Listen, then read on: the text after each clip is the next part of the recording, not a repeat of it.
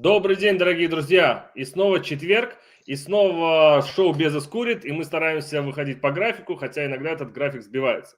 Сегодня у нас в гостях люди, которых, я думаю, знают все. Это Илья Прусенко и Вика Шершова, специалисты в области не только SEO и PPC, но и многих других вопросов. Ребята, привет! Привет. Привет, Антон. Прежде чем мы начнем разговор, я хочу немножко информации дать. Мы выходим одновременно в 8 сообществах. Сейчас уже нас смотрят 20 человек, и я думаю, что сейчас подключится еще. Вы можете, если вы видите нас, где бы вы нас ни смотрели, вы можете написать внизу комментарий. Я его здесь увижу. Если у вас будут живые вопросы, это будет очень хорошо. Мы всегда их выведем сюда на экран. Всегда наши гости на них ответят. И сегодня мы можем ответить на них абсолютно бесплатно, абсолютно открыто, честно и в прямом эфире, потому что здесь никакого монтажа, здесь все честно и откровенно. Вот, поэтому, вот как-то так. Давайте начнем с того, что вот из тех вопросов, которые были перед эфиром, говорили о том, что, ребята, как нам работать в 2022 году, как набирать отзывы, если вся эта вот чернуха уже не работает, и как набирать отзывы по белому, возможно, у вас есть какой-то рецепт, потому что, наверное, это вообще вопрос номер один. При старте 5-звездочных отзывов нужно штук 200, и сейчас вообще никак не работает. Илья, давай тогда начнем с тебя. Ты у нас за этот вопрос отвечаешь. Рассказывай. Окей, ребят, сначала имеет смысл вкратце сказать вообще о проблематике вот этого вопроса всего, да, что сейчас происходит. Давайте так вот в общем на всю эту картину посмотрим, что происходит на Амазоне, да. Амазону и непосредственно Джеффу Безосу, то есть ему очень важны репутационные риски. То есть для него, для Амазона играет роль очень репутация. Да? Что мы видели за последние полгода, год, 2 года? Очень часто в очень громких СМИ появлялась информация, что на Амазоне там китайские производители и другие разные товарищи манипулируют отзывами, да, манипулируют ранком. Причем это очень серьезные были такие СМИ, как Wall Street Journal, если не ошибаюсь, да, неважно. Вот с последующими вызовами того же Джеффа в Конгресс, да, когда, если помните, очень часто мы видели этот ролик, когда его прям чуть ли не отчитывали в Конгрессе, когда шло дело там по защите небольших private label продавцов. Да, соответственно, мы понимаем, что вообще происходит, и Амазону это очень важно, да, капитализация его растет, бизнес растет в объеме, да, количество продавцов увеличивается, да, причем такими бешеными темпами. И при этом Amazon начинает очень жестко бороться с чернухой. Да. Что мы увидели? Это баны очень крупных китайских продавцов, таких как Empow, Оки, да, и так далее, их там порядка 10, которые генерировали обороты порядка больше, чем $1 миллиард, да. Для понимания вам общий там объем, да, продаж 2021 год это порядка 470 миллиардов долларов. Но тем не менее крупники, то есть забанены, причем насовсем, да. Вот, дальше что мы видели? Пошли волны банов за вкладыши, инсерты. То есть есть даже кейсы, когда Amazon не проверяет, ведет ли этот инсерт непосредственно на какую-то воронку, в которой мы можем просить отзыв, да, либо просто мы можем даже не просить отзыв, мы можем собирать какую-то клиентскую информацию, да, для нашей базы там имейлов. Вот, и в принципе инсерты уже даже могут на складе не проверяться, ведут ли они куда-то, да. Мы получаем, например, бан, и таких уже кейсов немало. Подожди, вот. Бан именно просто за наличие инсерта? За наличие просто вкладыша, на котором QR-код, либо сразу же вывод, да, то есть это в принципе и никогда не разрешалось Амазоном, да, но сейчас покатили уже за это баны. Вот. Соответственно, Желательно, конечно, если у вас есть эти карточки, да, внутри, то вы должны понимать, что вот такой риск существует. То есть мы, например, поставляя очередную партию с викой товара, то есть мы не только у нас консалтинговое направление, да, и обучалка, мы управляем брендами своими, да, у нас private label и не одна линейка и не один аккаунт. Вот, мы, например, прям полностью все убирали, чтобы перестраховаться и непосредственно из товаров. Вот, что еще происходит? Буквально дело конца октября, начала ноября – это запрет ранкинга, то есть, ну, точнее, манипуляции ранкингом, да. Дело вот то, что было по поводу отключения API Rebate Key, да, и дальше Amazon начал отключать еще и какие-то смежные сервисы, да, например, забыл, как называется. В общем, Ребятки очень... вроде говорили, что они типа как-то ведут переговоры, либо что-то они вроде Они, как говорят. Они шлют Ладно. письма всем нам, мы видим, что они говорят: ребята, мы занимаемся, мы продолжаем общаться с Амазоном, мы пытаемся все это дело урегулировать, но по факту, то есть мы не знаем, к чему все это приведет, фактически это манипуляция выдачи, да, то есть когда мы пихаем туда вот эти наши супер урлы, ссылки, которые внутри содержат ключевые запросы, да, то есть мы таким образом, грубо говоря, ну, манипулируем выдачей, когда нас покупают непосредственно по этим ключевым запросам. То есть вот это все Amazon сейчас пресек, да, он пресек Search Find Buy способ, да, он пресек Super URL, там, Two-Step URL, все урлы, да.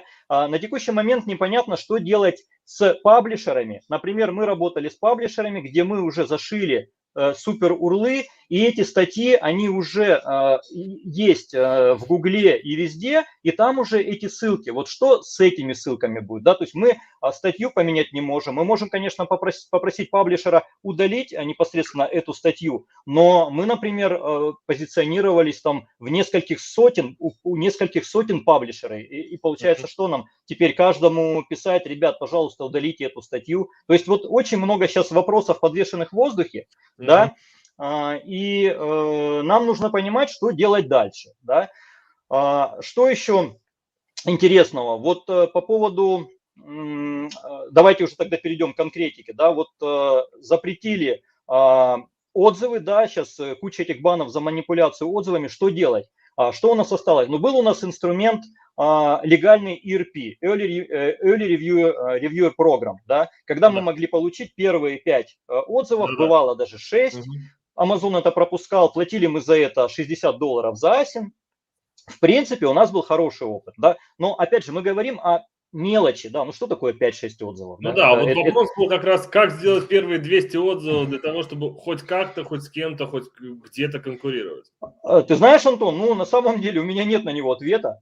Да, во-первых, это зависит от скорости прокачки. Да, если мы, конечно, заходим с товаром, который довольно, ну, пользуется большим спросом и покупается там сотнями в день, ну, я думаю, мы быстро наберем эти 200 отзывов за первый, ну, не месяц, но, возможно, 2 месяца, да. Ну, предположим, что мы делаем 100 продаж, ну, 100 это много, ну, пусть 50 продаж в день, да, это сколько? Это 1500 продаж. Как ты с новым товаром, как ты зайдешь этот...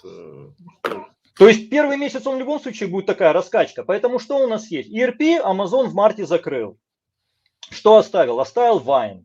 Vine был бесплатный. Мы, в принципе, Вайном не пользовались, потому что у нас, мы опрашивали очень многих ребят, с кем мы работаем, и двоякое было впечатление о Вайне. То есть, с одной стороны, он работает так же, как ERP, в том плане, что товар должен быть очень качественным. Если мы на 100% уверены в качестве товара, тогда и по Вайну будут заходить хорошие отзывы. Да, там мы-то можем делать, по-моему, до 30 раздач по этому Вайну. Вот, если товар такой себе, есть риск того, что мы сразу нахватаем негатива. Какая еще фишка у Вайна есть? Вайновские отзывики, они смотрят на органические отзывы, и они могут писать примерно в том же русле. Если, например, мы ловим какой-то отзыв не очень хороший, который конкретику какую-то дает, описывает товар и какие-то негативные стороны, то следующий, ну, например, мы уже раздали, там 15 раздач сделали, то следующие 15 раздач получится так, что они могут копировать вот тот подход. Усилит один другого, да? И они уже не будут париться, бояться, и они будут такую же фигню писать. Вот, поэтому кто-то говорит, да, окей, Вайн, вот, крутяк. Сейчас, кстати, он стал платным, это $200 за асин. А кто-то говорит, блин, ну или очень долго мы получаем отзывы, но опять же, мы очень долго их получаем, когда у нас и продаж толком нет. То есть нужно сразу задавать вопрос, а как ты сейчас продаешь, какие у тебя ежедневные продажи, как ты стартовал, да? Вот, Слушай, ну а Вайн сколько отзывов дает? Вот вы, если так говорить, сколько Вайн может дать отзывов? Ну ты не занимаешься, да, этим? Там отзывов, ну, по-моему, на каждую раздачу должен ложиться отзыв. Точно не скажу тебе. Мы не тестировали, мы скажу как есть, да, мы боялись Вайна, потому что мы расспрашивали ребят, что говорят, типа вайновцы боятся ставить пятерки, да, и они там ставят четверки, бывает где-то даже тройки, могут сказать, да, хороший товар, троечка. Да, там, окей, знаешь, да, такие... Хороший товар, одна звезда. Да, все устроило, да, и такое бывает, вот. Поэтому тут, ну, ранки они могут просто ставить, да, рейтинг и все. Ну, да. Как сейчас набирать и быстро, ну, чат-бот еще ребята продолжают как-то использовать, но по эффективности это уже смертельно, да. Это выстрел себе в ногу, мне кажется. Тем более, что там тоже Search Find Buy используется, да, то есть вот этот способ. Поэтому сложно. Что еще происходит? Это я еще не все сказал. Да. На рынок агрессивно заходят агрегаторы, фонды, да, и скупают PL-продавцов. Очень много. Реклама просто бешеная просто во всем интернете. Сначала началось все это с крупнейшего фонда Thrasio, да, он как бы лидер рынка, он задал определенный темп этому рынку, начался какой-то некий передел собственности, ну, Амазона, ну, грубо говоря, e-commerce собственности, да, именно вот этих бизнесов. Вот, и вот поскольку спрос, как бы, наверное, превышает предложение, сейчас ситуация такая, что платятся довольно много иксов за твой бизнес. Ну, грубо говоря, делаешь ты прибыль там $250 тысяч в год, не в месяц, в год. То есть такой, например, бизнес можно продать за миллион, да, x4. Грубо говоря, 4 икса, либо 3 икса. Стандартная практика, x3, x4.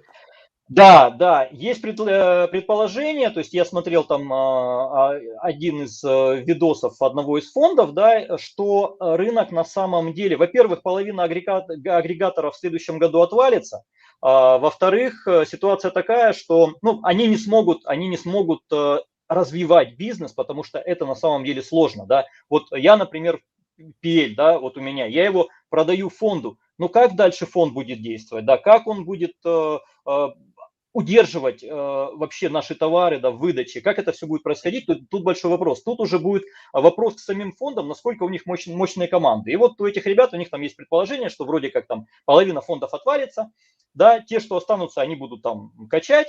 Вот, и фактически, а что останется нам, продавцам, которые вне фондов? Нам придется конкурировать с агрегаторами. Ну, да, то есть у них мощные команды, мощные тактики, систематизация бизнеса, да, там все очень, там IT-структура и так далее. Вот, что еще могут делать фонды? Они могут работать несколько месяцев, полгода, год, а может быть и больше, только ради захвата ниши.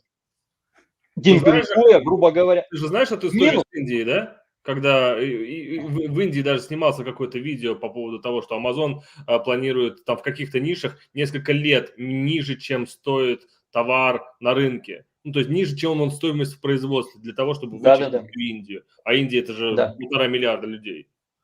Да, то есть логика понятна, они будут захватывать вот эти ниши. И что они еще говорят? Иксы уменьшатся. Да, то есть вот рынок стабилизируется, сейчас он перегрет, да, ценники большие, то есть если кто-то планирует продаваться, лучше получается, ну, если верить этой аналитике, да, то продаваться лучше типа сейчас, да, потому что потом это будет 1x, 2x, да, не 3, не 4, а мы сталкивались с 5 и 6, и даже я слышал 7.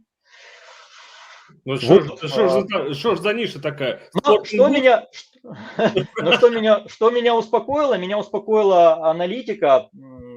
Аналитика такая, что вроде как доля агрегаторов, вот $470 миллиардов оборот, да, Амазона там, грубо говоря, получается доля агрегаторов там 8 миллиардов, это порядка 1, я посчитал, это 1,7% всего лишь, да. Ну, это Ну, очень реально, мало, конечно. по факту это доля маленькая, да, и получается все остальное это private label продавцы, вот более мелкие и так Мгм. далее.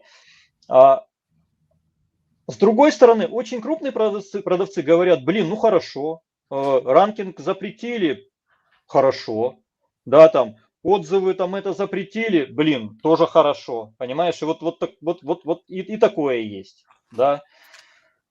Сейчас много на самом деле информации по этому вопросу, Я бы да, сказал, везде, что, конечно, хорошо тем, кто уже, у них хорошие, там, много отзывов, да, на листинге. да, То есть да, хороший у тебя рейтинг. Если тебе, твоим конкурентам не позволяют да, набирать отзывы, но завтра Amazon устроит субботний вечер раздач, и у всех спишут отзывы по 1000, или как это? Ну, то есть, да, аттракцион да, невиданной да, щедрости, да? У всех да, спишут по 1000 отзывов, и что мы будем делать? да. Поэтому что у нас, какие у нас методы остаются? Ну, остаются белые методы, да, остается тот же Vine, Инфлюенсеры.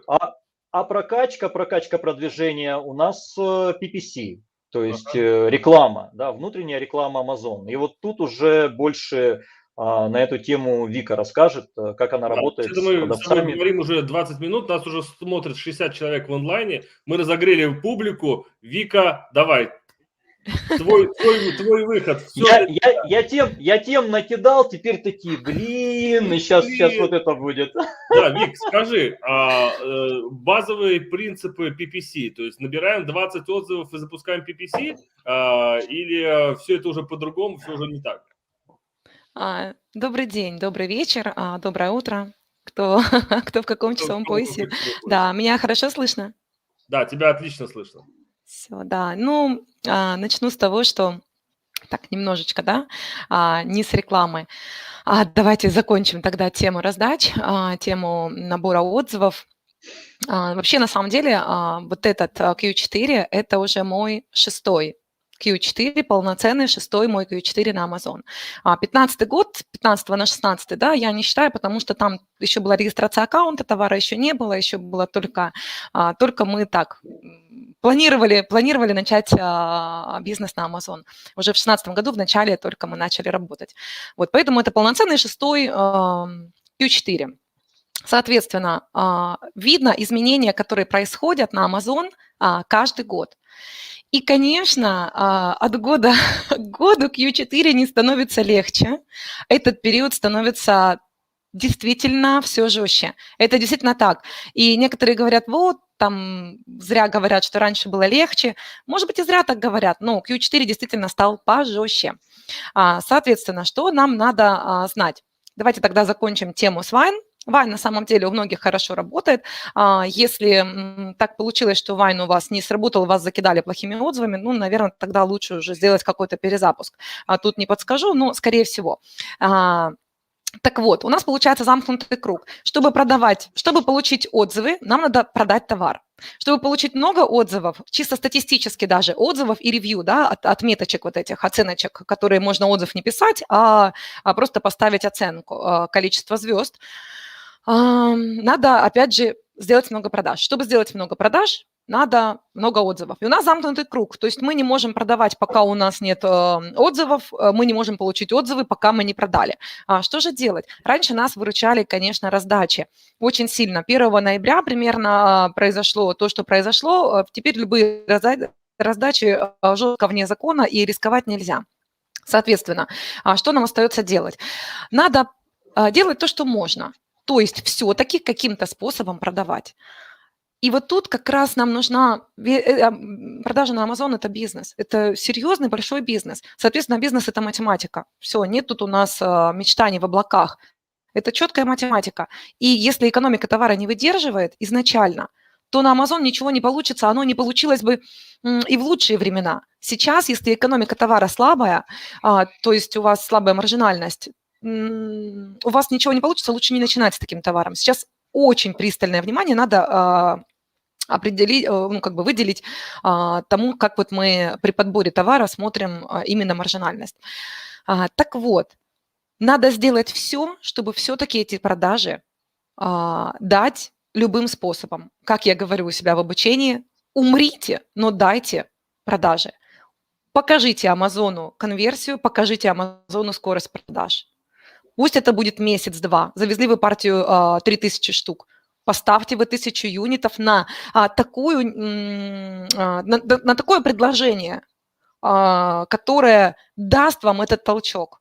Что это? Я не очень люблю сейчас низкую цену, прям вот заходить с супер низкой цены. Я сейчас это не очень люблю. Я люблю обычную стандартную цену, но большие купоны. Большие купоны, классные промо. То есть максимально, конечно, качество товара мы уже не обсуждаем, и качество листинга мы тоже не обсуждаем. Оно должно быть на 5 с плюсом. Так вот, когда нет отзывов, нам надо заинтересовать покупателя купоном большим, более низкой ценой, промоушеном, чтобы он нас купил. Соответственно, потом вы делаете первые продажи, вы нажимаете Request a Review и очень легко получаете первые оценки. То есть надо только запустить вот этот вот паровоз и дать вот эти первые продажи. На самом деле, как их дать? Только получается сейчас уже через рекламу. Это может быть внешний трафик, если вы пользуетесь, если вы умеете. Это не просто, это целый мир в мире Амазона, внешний трафик на Амазон. Соответственно, сегодня мы будем говорить про внутреннюю рекламу. Запускаем товар без отзывов. Понятно, что это дорого. Понятно, что у нас реклама будет дорогая. Соответственно, вы должны находиться максимально в своей категории, чтобы уменьшить стоимость клика и стартовать кампании, которые называются Sponsored Products, со стратегией Fixed Bids. Она дает нам запуск легче и с более низкими ставками, чем, допустим, другие две стратегии Down Only, Up and Down. Соответственно, запускаем Fixed Bids и несколько типов компаний. То есть здесь нельзя сейчас начинать только с автомата или только с ручных компаний, или только с Sponsored Products. Просто сделайте все типы компаний по чуть-чуть. И дайте лучшее предложение. Когда у вас будет лучшее предложение, у вас все равно пойдут продажи. Да, вы затратите на это деньги, но по-другому получается, да, ну никак сейчас особо сильно не стартовать. И так как я и мои ассистенты, мы ведем несколько крупных магазинов на аутсорс рекламы, также мы берем и новичков иногда, чтобы как раз-таки держать руку на пульсе. То есть мы не выводим бренд на рынок, но если бренд интересный, мы просто закрываем вопрос аутсорса рекламы. И мы держим руку на пульсе, мы видим, как сейчас происходят запуски. Изнутри мы видим, потому что свои товары мы так часто уже не запускаем. У нас давно работают линейки. А мне интересно, как в других нишах это происходит и как работают сейчас, какие методы. Так вот, все то же самое. Дайте лучший оффер, дайте рекламу, хорошо, правильно ее дайте, а не просто вы зашли, не знаете, какие кнопки нажать, нажали. Ну, так, конечно, не будет работать. Дайте ее максимально правильно. И у вас пойдут эти первые продажи, и вы чисто статистически получите уже через дней 10, наверное, 12, вы уже получите первые отзывы и ревью. Вот и все. То есть здесь только вопрос экономики и вашей готовности отдать по хорошему предложению первую, допустим, там треть партии товара, потом это и в первую партию полностью перейдет. Тут только математику считать. Соответственно, никакой такой сильной прям проблемы, да, стало сложнее, прям сильной такой проблемы, что все, вот все, никак нам не добыть первые отзывы. Да нету такого. Нет и такого. Работаете, допустим, месяца 2, если даже продажи у вас 10-15 штук в день, то вы уже месяца через 2 штук 30 отзывов получите.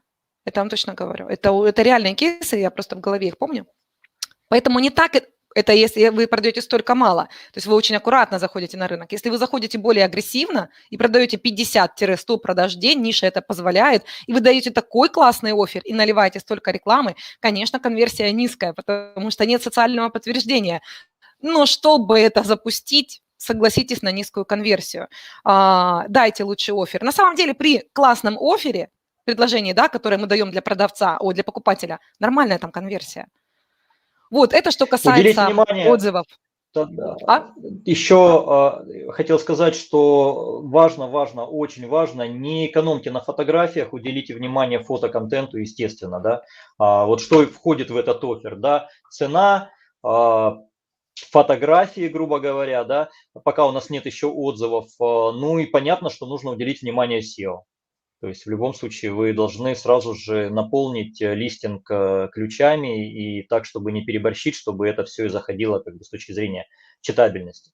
Илья, давай я на секунду у меня был этот вопрос, и тут же этот же вопрос от зрителей. Купон, вот вы говорите, скидки там, то есть это о каких суммах идет речь? То есть Не раздавать меньше 90? 35%, не меньше. Часто мы ставим купон 58%. Плюс я люблю кривые цифры, скажем так, неровные, да, не 10, 20, 30, 40, 50. Я такие цифры не очень люблю. Я люблю цифры, которые не применяют большинство продавцов, и за них просто глаз покупателя будет цепляться с непривычки. Это 34%, 38%, 52%. Это очень большой купон. Мгм. И 48%, там больше 50%, я вот не помню, сейчас можно давать или нет. Промо больше 50% точно нельзя сейчас давать. А вот купон, я просто не помню, 40 с чем-то точно можно давать, 38 тоже можно, потому что мы это постоянно применяем. То есть мы который делаем автоэплай, который вот- среднюю цену, который автоэплай, который прям вот на листинге, да? да, который на листинге светится зелененьким таким. Мгм. Написано Но- купон там такой-то. И вот мы любим, причем если это скидка в долларах получается больше, то используем доллары. Если скидка в процентах получается больше, то используем процент. Все, то есть это очень глубокий купон, очень. Прям вот до 50%. При этом цену мы ставим среднюю по рынку. Не низкую, самую по нише, да, и не самую высокую. Среднюю, по которой продает большинство продавцов. Среднюю цену по рынку, и от нее большой купон. И вот на самом деле очень хорошо срабатывает. И промо еще даем, там 2 штуки, еще плюс скидка. Для бизнес-продавцов дополнительная скидка и так далее. Мгм. Слушай, вот тогда вопрос. Раньше, когда ты делал купоны и пытался оставлять отзывы, все стирается, поэтому как бы... А сейчас это... Нет, эти отзывы сейчас, я не замечаю, чтобы они уходили. Они у нас висят спокойно, абсолютно нормально у всех, да. По большим купонам. То есть, понимаешь, во-первых, когда мы даем купон, не все покупатели пользуются купоном, а меньше 50%. Да. Меньше Да, 50%. даже я бы сказал 30-40%, Да. кто реально применяет купон. То есть мы конверсию улучшаем при самой первой выдаче общей, да, то, что больше шансов, что кликнут на этот товар, потому что там этот купон горит, да.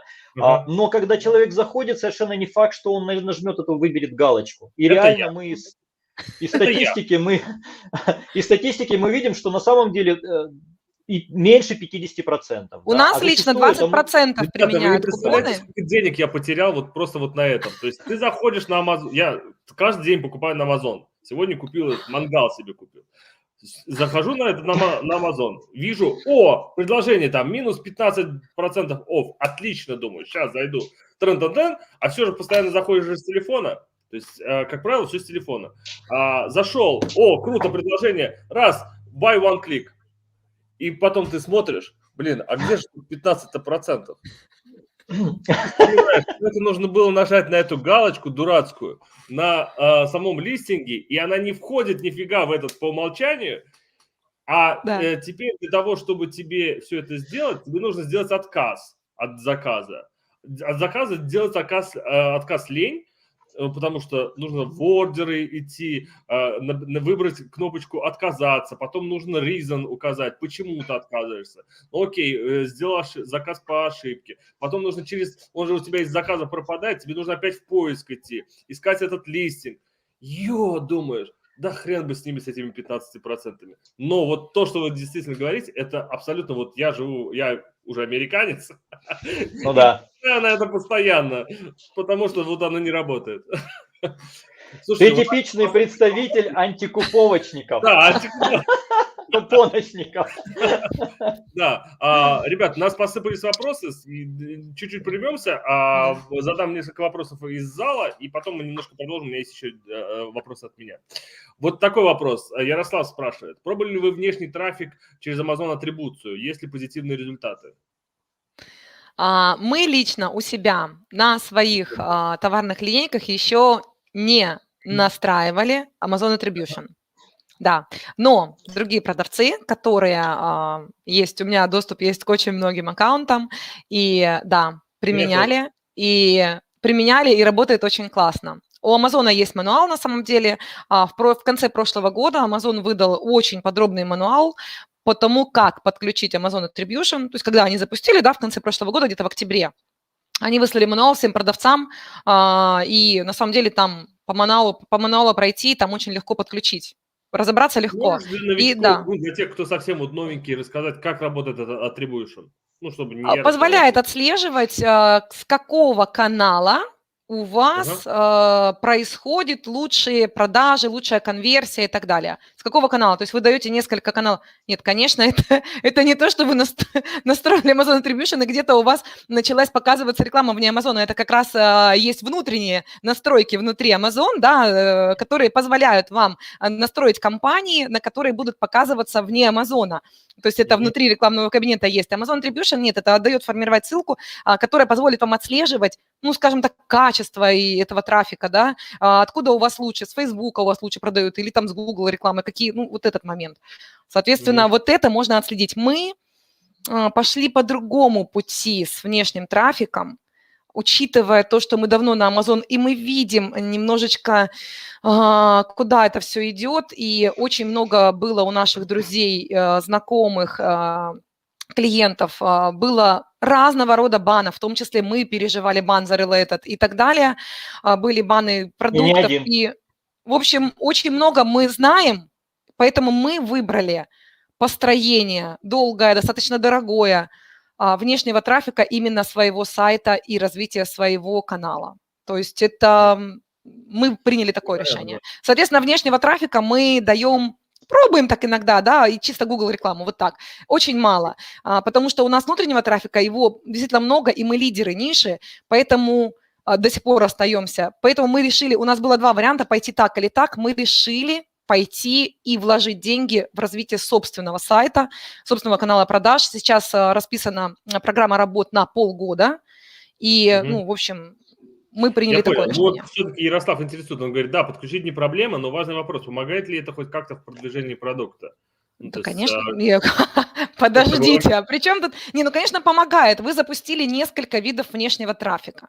Вы отследили, какой лучше работает Amazon Attribution, вам это помогает. И все, это, конечно, помогает. Это вам аналитика. То есть если раньше, когда не было этих ссылок, по которым мы могли отслеживать, то мы пальцем в небо. Вот мы пустили внешний трафик, дал он нам продажи, не дал, мы можем только отслеживать общие ордера, да. А здесь четко видно, поэтому помогает или нет, это смотря сколько вы пускаете трафика и так далее. Конечно, любой внешний трафик помогает продвижению. Любой. Особенно сейчас, когда Amazon доплачивает вам за то, что вы приводите внешний трафик.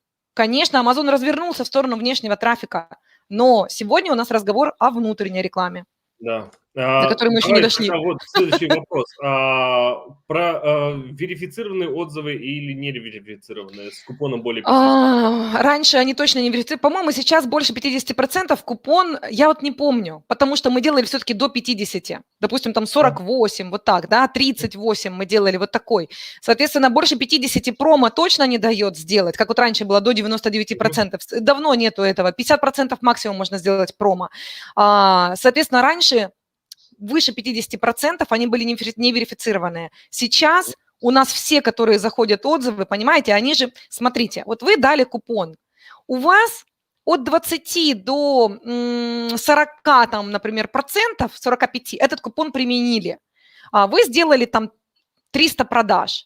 У вас с купоном купили, например, там сколько, 50, 60, 70 человек. Вы нажали кнопку Request a Review на всех этих 300 ордерах. Соответственно, у вас прилетели ревьюшки, потом прилетела часть текстовых отзывов, и, конечно, там, понимаете, там вы не можете отследить, кто из них купил с купоном, кто купил без купона, от кого пришло это ревью. Соответственно, все они Verify, мы видим, что они Verify все светятся. Соответственно, да, скорее всего, больше 50% мы сейчас не делаем купоны. Те Verify, которые я видел, да, и обычно они негативные, например, call, да, то я перехожу через бренд-кабинет, мне Amazon же там сразу пишет, извините, а вот этот отзыв оставлен покупателям, который не покупал у вас товар. Вот это не Verify чистой воды, да, они такие были. А вот эти купоны, которые на самом листинге светятся, я вообще не уверен, что тот, кто применил этот купон и оставил отзыв, что этот отзыв не засчитается, например, или засчитается как-то по-другому. Хороший вопрос, просто понять. Вот те промо, которые генерировали мы, например, не social media промокод, а которые мы генерируем в промоушенах, вот за те купоны я помню, что была инфа, что именно вот по ним, да, неверифицированный отзыв, да, заходит, когда мы там даем эту скидку, мы-то эти купоны в основном промокоды использовали, например, для, опять же, внешки, для какой-то, да, на каком-нибудь лендинге там выставить, крутить, там гивы какие-то делать, да, и давать это промо. И вот эти отзывы, они не засчитывались как не verify, ну, насколько вот я помню ситуацию, да. Но вот этот купон, именно купон, который на листинге, у меня нет информации за все эти годы работы. Ну, может быть, я чего-то не знаю, да, мы все не идеальные и не можем прям знать все. Но у меня нет информации, что человек, применивший данный купон и оставивший отзыв, что этот отзыв, например, не появился, либо он потом куда-то ушел, либо он там неверифицированный. Вот, то есть у меня ощущение, что вот все купоны вот эти и все отзывы, они абсолютно адекватные, нормальные. То есть это не тот купон.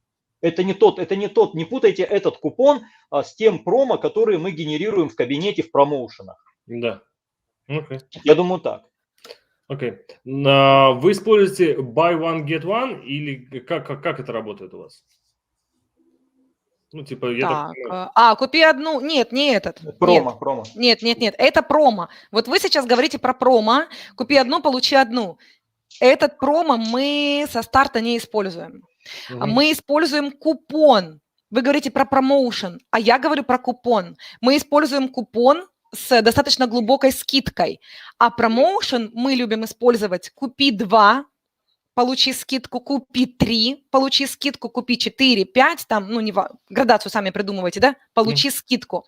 То есть на начальном этапе купи 1, получи 1, мы этот купон, это промо не используем. Потом мы его подключаем, когда мы убираем потихонечку. Кстати, важный момент: выход из купонов.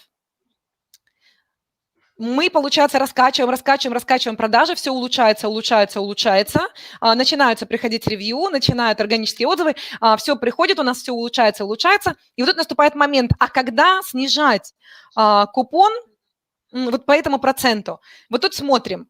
Допустим, мы видим, что мы там дошли уже там до определенного количества продаж, и они более-менее стабилизировались.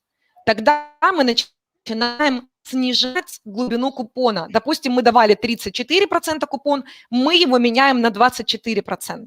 То есть купон 34 отменяем, купон 24 ставим. То есть не сразу мы уходим в купон 5%, как у всех. Не сразу. Мы очень плавно выходим. И одновременно с этим даем более глубокую скидку: купи 2, купи 3, купи 4, потому что они суммируются. Соответственно, мы, когда даем глубокий купон, мы часто вот здесь можем давать не очень глубокую скидку от количества. Ну, можем и глубокую, да, зависит от продавца, как он заходит. Вот, поэтому мы плавненько выходим из купона и постепенно доводим его до 9-12%, например, или 5-7%, или 3-5%, неважно, это зависит от продавца, его цели, его задач. Плавно выходим, очень плавно мы выходим вот таким снижением купона, мы очень плавно выходим на купон, который будет у нас работать всегда. Я всегда держу купоны на листингах.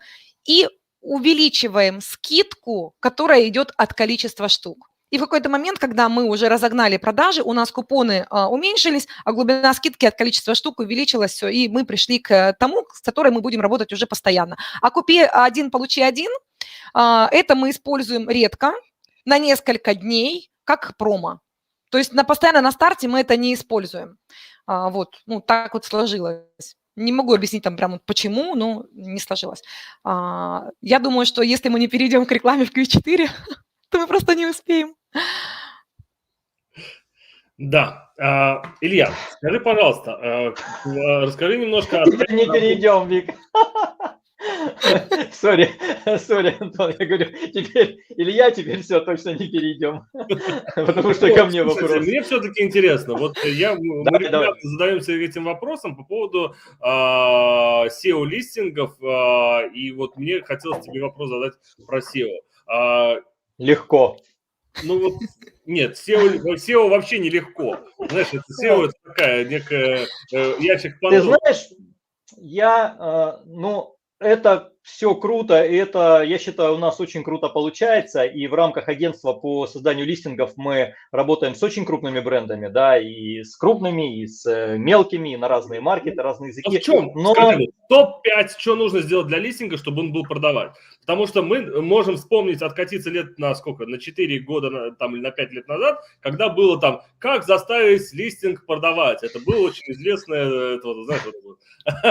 Но это было 5 лет назад, это было актуально, круто, как давить заголовки. Окей, что сейчас? Топ-5. То есть, так это ж не только про сначала SEO. нужно сделать Это ж не видео, иначе ничего не будет. Правильно? фото. Вика сейчас меня, если что, дополнит. Фото, цена, SEO, да, Вот, если говорить про социальное SEO, подтверждение что в и SEO должно отзывов. быть?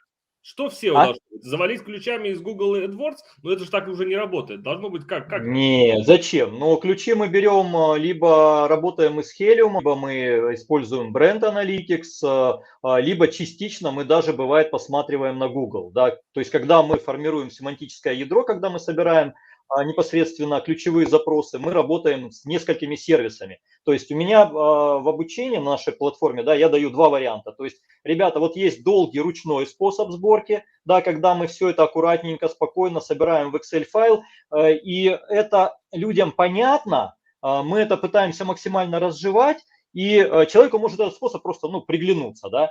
И также даем очень быстрый способ, когда мы делаем выгрузку, парсинг в том же Helium Cerebro, мы сразу формируем пул ключевых запросов по нескольким конкурентам, отсеиваем нерелевант, и потом это все выкладываем, распределяем аккуратно в тексты, в буллеты, в title, в description, в скрытый description. Если мы работаем с A+, если у нас есть торговая марка и бренд registry, да, тогда там по-другому идет формирование листинга. Да, там у нас обычное описание скрывается от глаз покупателя, да, Amazon его скрывает, но мы туда зашиваем ключевые запросы.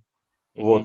Кстати, одни из первых твоих клиентов, они прям топили за SEO, да, вот Серега, за кого я тебе говорил, да, и вот когда мы с ним работали, сначала они сами, да, там формировали, делали листы, потом я им помогал, потом уже в рамках агентства мы с ними работали, вот они четко, Илья, A+, и в скрытый description фигачим ключевые слова без там пробелов, просто даем массив релевантных слов для расширения семантики, для того, чтобы лучше органически выглядеть в выдаче Amazon. То есть вот так.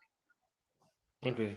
Но SEO, ты понимаешь, я больше как бы понятно, да, есть уже много компетенций, да, очень огромный опыт с блокировками, с банами листингов, да, по стоп-словам, ну, реально уже огромный опыт, да. Понятно, что мы это все формируем, максимально уходя от этих стоп-слов. Но в любом случае, вот SEO – это одна из частей вот этого большого пазла, да, чтобы у нас все супер получилось. Это не так, что это... Да, есть товары, когда ребята заходят в ниши невысококонкурентные, да, узкие, там, ну, с выдачей, например, там, первые 30 игроков, 40, там, ну, пусть будет $200 тысяч, там, по Helium, если мы смотрим, там, этот X-Ray. Неважно, Helium, там, Jungle Scout, там, AMZ Scout и так далее. Вот бывает так, что только лишь SEO помогает им сразу залететь на первую страницу. Но это редкие случаи. Мне кажется, единичные случаи это уже как бы... Это единичные, да, они встречаются до сих пор. Даже вот не работаем сейчас, даже есть хитрые такие БАДы, где вот раз там и нам клиентка говорит, блин, ребят, я офигела, вот у меня он такой листинг был. Давай, расскажи мне про БАДы. Как зайти в БАДы на первую страницу? В любую БАДы.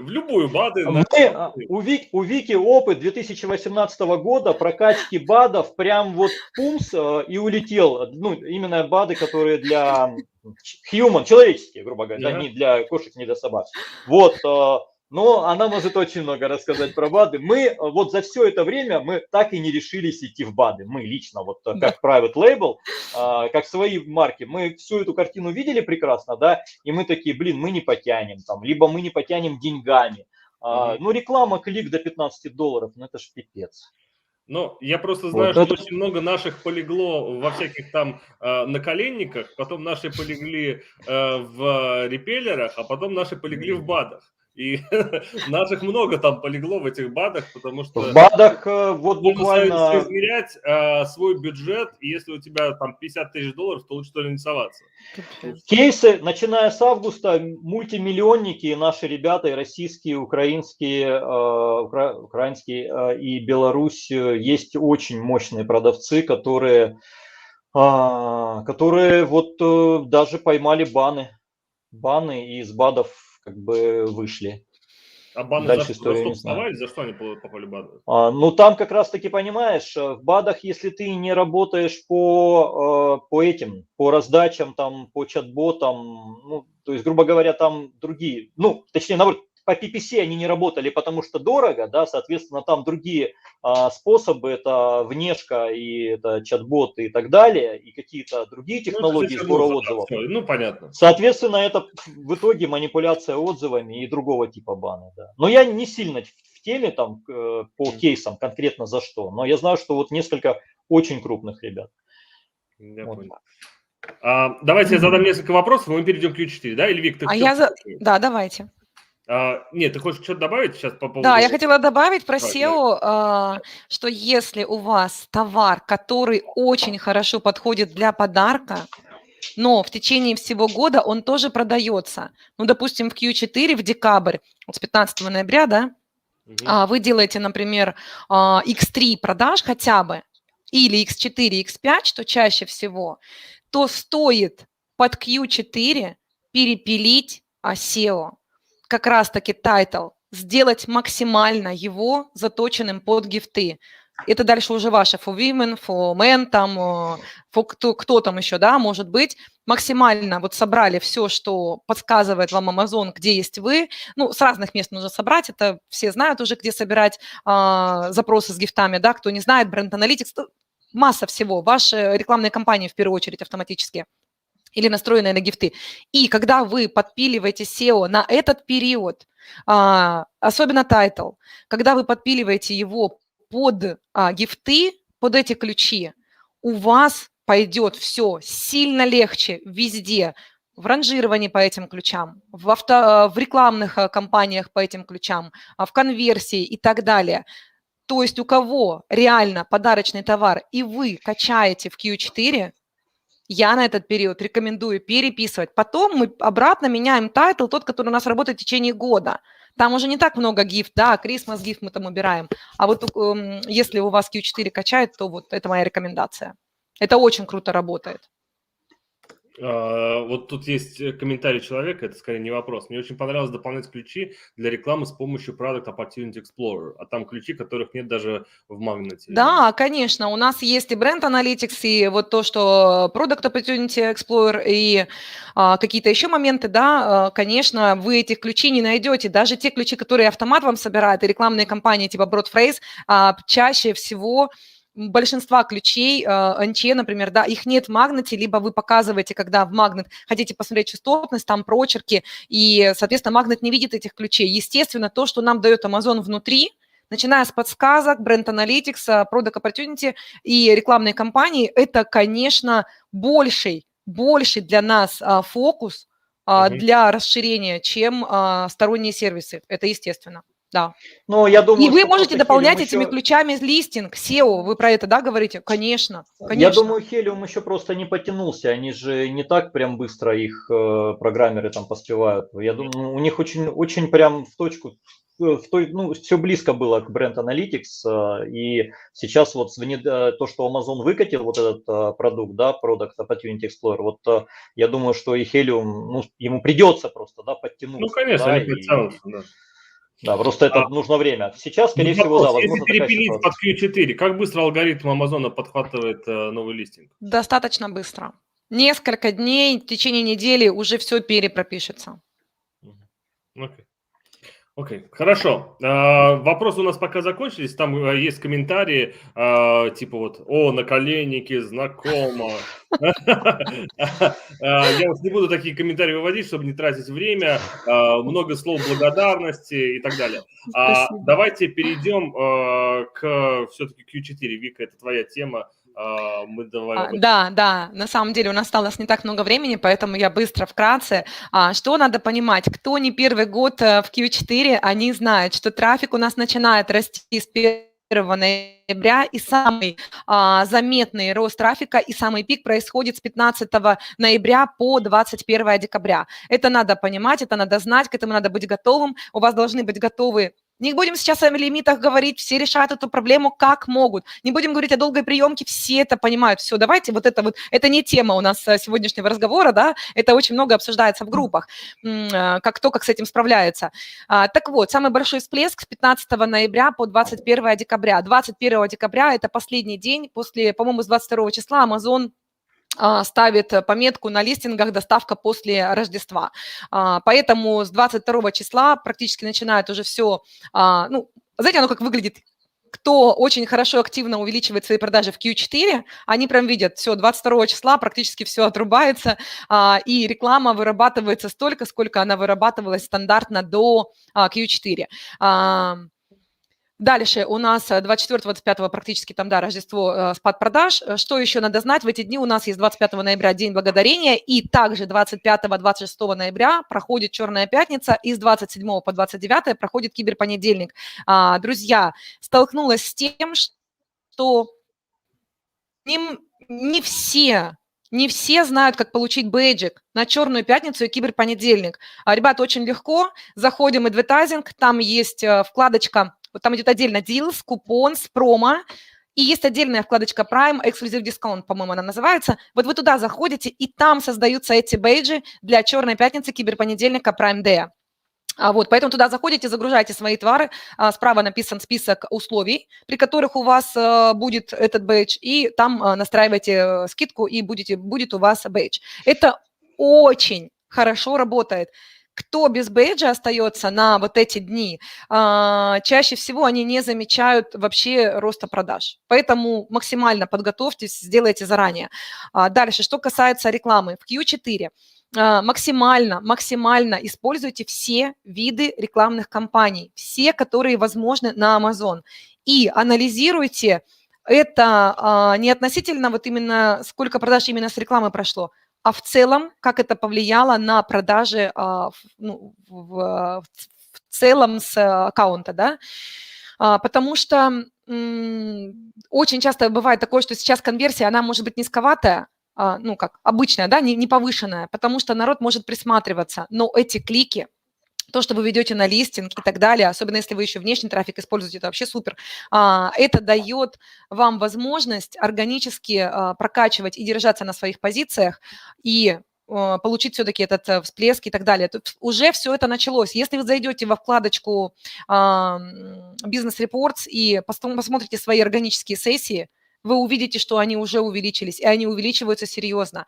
Поэтому что мы делаем в рекламе? Максимально используем слово «гифт», если ваш товар подходит под гифты. Максимально, вы сами знаете уже, где их найти. Настраиваем рекламные кампании отдельно на слово «гифт». Отдельно sponsored бренд со словом «гифт», отдельно sponsored products, типы на ключи со словом «гифт». Дальше. Обязательно делайте это в разных компаниях и тестируйте, начинайте там, да, с небольших бюджетов.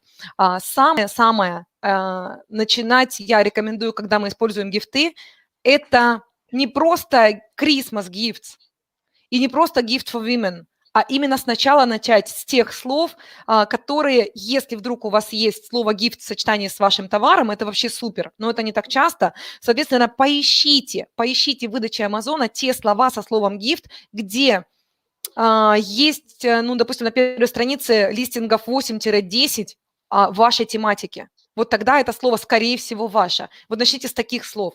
Дальше, что мы еще делаем в рекламе? Конечно, кстати, про Черную пятницу, да, забыла сказать. Пример? Ага. Извини, пожалуйста, можешь привести какой-нибудь пример? Вот я немножко не догоняю, как гифт с каким-то словом в вашей тематике. Вот, скажем, допустим, если вы продаете, например, тумблеры, кофе-тумблер, то есть слова с этим товаром. Гифт-тумблер, что ли, Да. или как? Да. Вот. Гифт оранж тумблер и вот, допустим, гифт gift for baby и название, допустим, конструктор.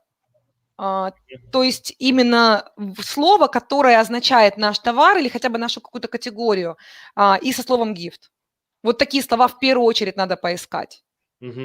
Окей. Дальше идем по категории. Допустим, если это дети, да, обязательно у кого детская тематика, Q4 – это ваше время.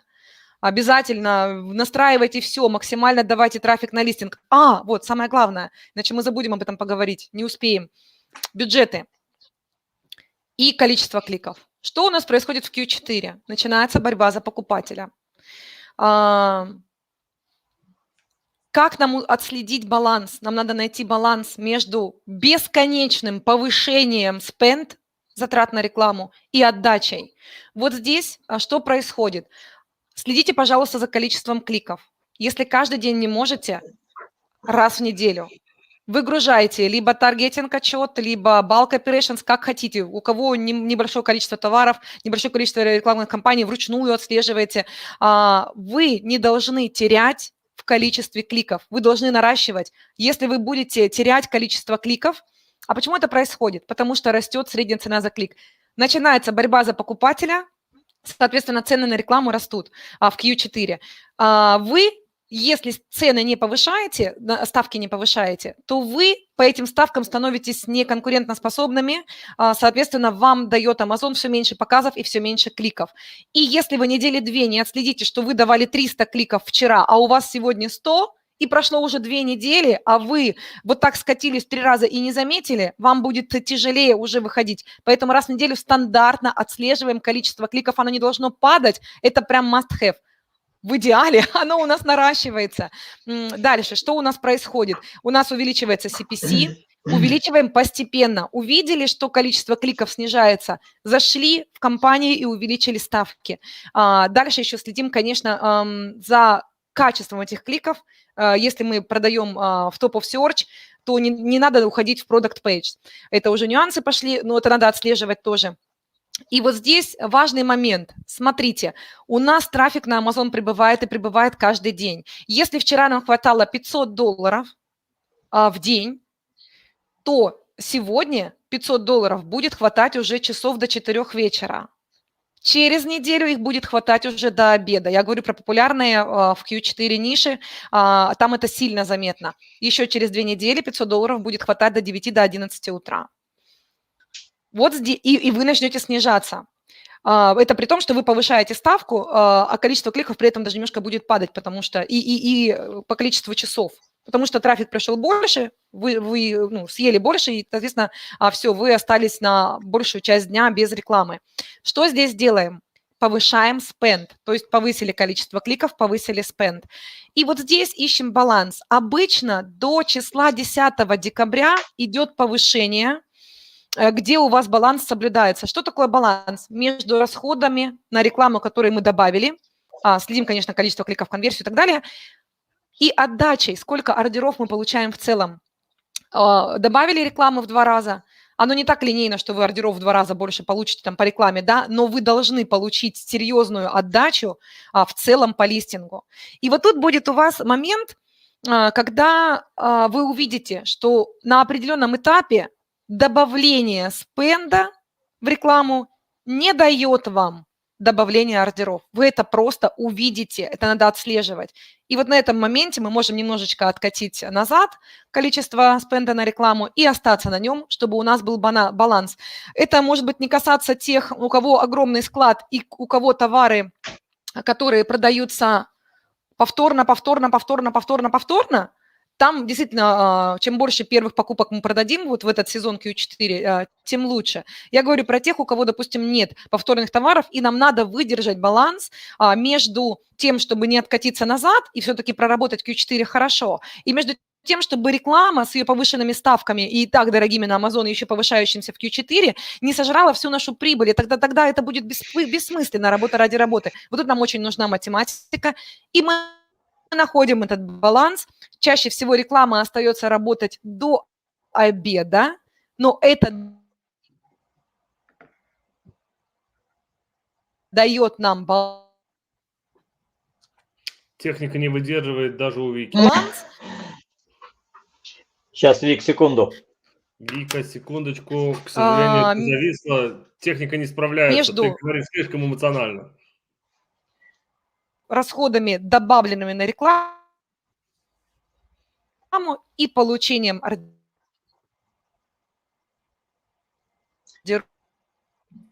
К сожалению, Вика, у нас... нам очень жаль, да, что так происходит иногда. На самом интересном месте, как всегда говорится, Вика у нас сорвалась. А мы сейчас попросим повторить. Ну попробуй повторить. Давай, Вика, заново. Подгрузись сюда, пожалуйста, и мы попросим тебя поговорить. Так, сейчас. К сожалению, да. Подождите, ребята, не отключайтесь. Сейчас, я думаю, что Вика соединится заново, подключится заново, и мы... Вика? Да, меня было не слышно какое-то время, да? Повтори, пожалуйста. Да. Так, там на чем же мы тебя потеряли? А я себя прекрасно видела. А мы тебя не Пару видим. минут, в общем. Пару минут. На балансе, то есть ты закончил... На балансе. Повышаем На балансе. Важно... Да. Да, важно, это я говорила, что касается тех товаров, которые не имеют практически повторных покупок. Соответственно, здесь нам очень важно выдержать баланс между добавленными затратами на рекламу и продажами. И если у вас повторные покупки, да, и позволяет склад, вы, конечно, можете прокачать в Q4 как можно больше первых покупок. А те, кто, и можем выдержать, да, даже в ноль, там, да, потому что у нас будут вторые, третьи, четвертые, пятые покупки. Но те товары, которые продаются разово чаще всего, тут нужен баланс, и, соответственно, надо его просто отслеживать. В какой-то момент вы увидите, что добавление рекламы, добавление бюджета не дает. Все, вот оно давало, вот мы добавляем, продажи добавляются, добавляем бюджет, продажи добавляются. В какой-то момент это происходит после 10 декабря примерно. Вы видите, что вы добавляете рекламу, бюджет, а ордеров уже столько не приходит, сколько вы добавляете, и у вас вот это вот немножечко смещается. Вот здесь можно остановить и откатиться немножечко, да? То есть у вас будет рекламы хватать, скорее всего, до обеда, но это позволит вам выдержать баланс доходности вот этой, которая нам нужна. Вот это очень важно. Угу. Да. Мы же не работаем работа ради работы. Работа ради работы – это вообще наше хобби, но мы стараемся так не делать. Да. То же самое, кстати, когда касается «Черной пятницы» и «Киберпонедельника». Если у вас товары повторные, то я рекомендую максимально делать скидку, использовать ее все 5 дней, а не только, допустим, «Черную пятницу». Да, к сожалению, вот так. Да, Вика, опять у нас все прервалось, и, к сожалению, вот так. Илья, давай мы тогда с тобой, наверное, уже будем заканчивать, двигаться. Да. Вика, ты здесь? Размагнитилась? Ага. Сори. Да, такое бывает. Резюмируя, то есть, когда мы говорим про окончание, держим на 5 дней все время, пока это черные пятницы, киберпонедельники, и если увидели, что количество продаж у нас не увеличивается, а бюджет мы на рекламу увеличили, то лучше немножко откатиться назад. И вот здесь вот как раз и будет баланс, да? Да, и используйте обязательно написание Amazon-постов. До сих пор многие этого не делают, я не знаю почему. Это абсолютно бесплатно до сих пор от Амазона, и это классное привлечение трафика. Делайте, займитесь Amazon-постами. Скажите, а вы же берете какого-то native language или где-то там в Таиланде какого-то у вас человека? Кто у вас делает? Не-не-не. В Таиланде нету у нас. С филиппинцами мы не работаем, у нас ребята все... В команде русскоязычные, а редактура, естественно, нейтивы. То есть, когда текст именно редактуру нужно сделать, там уже нейтив. По разным языкам, будь то английский, будь то Испания и так далее. У меня вопрос только. А вы пользуетесь так называемым черным языком? Когда можно же взять тот же пост, написать на «она», «гота» и вот всякими этими черными словами, и если пост заходит, на сленге я имею в виду, про сленг, про американский, Используете эти фишки, нет? Нет, нет. Мне сказали, Даже фиш, что даже это работает офигенно, когда ты пост пишешь не на литературном английском, а на черном английском. Знаешь, вот это вот. Илья, наверное, не фишка. понял, он, Ну, ты- наверное, имел в виду SEO листинга, а посты... Не, Нет, нет, посты, я понял, именно что посты, новости, которые он про вот пост давай. говорит. Нет, у Фактически нас есть SMM. у меня клиенты, которые используют, и однозначно это очень круто работает, Это это очень круто действительно работает. так. Да. Которые пишут на таком, на сленге? На сленге, да. То есть посты пишешь не Вот для на этого и красивом. нужны нейтивы. Вот для Да, этого конечно. мы берем только нейтивов, однозначно. Причем не те, которые, нейтив, все, он должен быть нейтив, потому что невозможно с любым крутым знанием языка, Конечно. невозможно знать. Мы можем уже между собой разговаривать на таком русском, что никто не Да. поймет.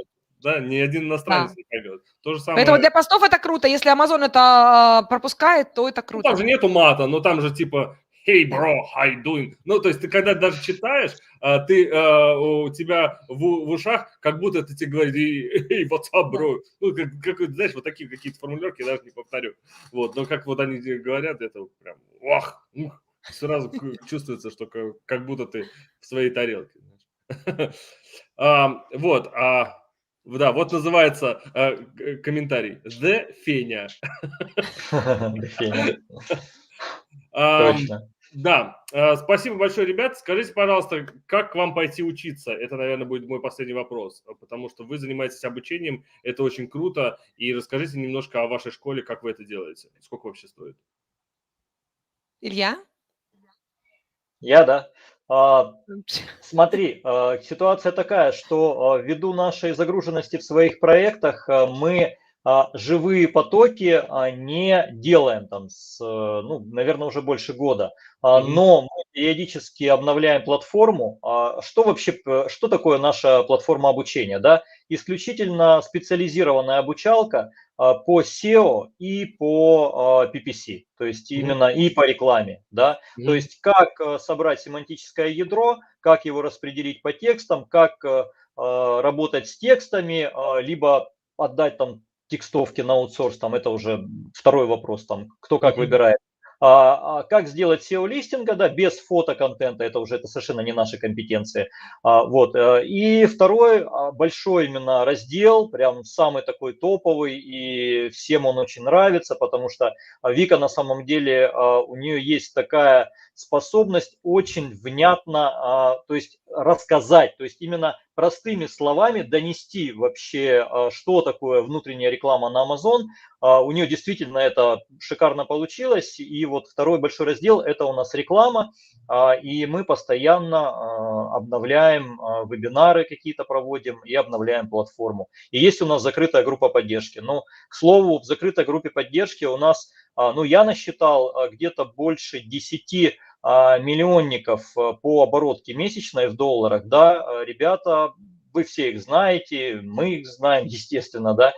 Мы вырастили им команды сотрудников. Они у нас обучают уже непосредственно сотрудников и целые команды, то есть прям заходят по несколько человек и обучаются. Да. Я понял. Ну, на самом деле, еще 5 копеек в вашу копилку. Когда я спрашивал у всех своих знакомых, расскажите мне, кто тут мастер по PPC, чтобы я пригласил в эфир, чтобы прям вот было интересно поговорить. У всех были разные списки, но в каждом из этих списков были вы. Поэтому Спасибо. я вам написал, говорю, ребята, давайте сделаем, это будет круто. Нас сейчас, уже прошел час эфира, нас смотрит больше 63 человека. Поэтому вот это очень круто, что на прямые эфиры с вами собираются такие люди. Я думаю, что это было очень полезно. И спасибо вам большое, что вы сегодня пришли. Вот здесь вот, кто смотрит, есть бегущая строка. В бегущей строке есть название сайта. Вы можете туда пройти и заказать услуги или пройти обучение у Вики с Ильей. Я думаю, что в личных сообщениях они вам тоже могут много чего рассказать.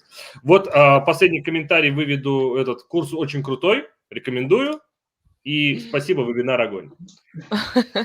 Спасибо. Надеялись, что дали пользу, да. Да, друзья, я благодарю вас за ваше время, что вы пришли к нам на встречу. Вы знаете, спасибо я большое. очень люблю быть вам полезной и надеюсь, да, что мы принесли пользу. Какие-то вопросы у вас остались, можете задавать их под вебинаром, и мы на все ответим. Спасибо большое, ребята. Спасибо Спасибо, всем, Антон. кто сегодня присутствовал. Спасибо. И уверен, что увидимся с вами еще не раз и будем с вами вместе еще что-нибудь придумать. С удовольствием. Спасибо. Пока-пока. Спасибо. Спасибо.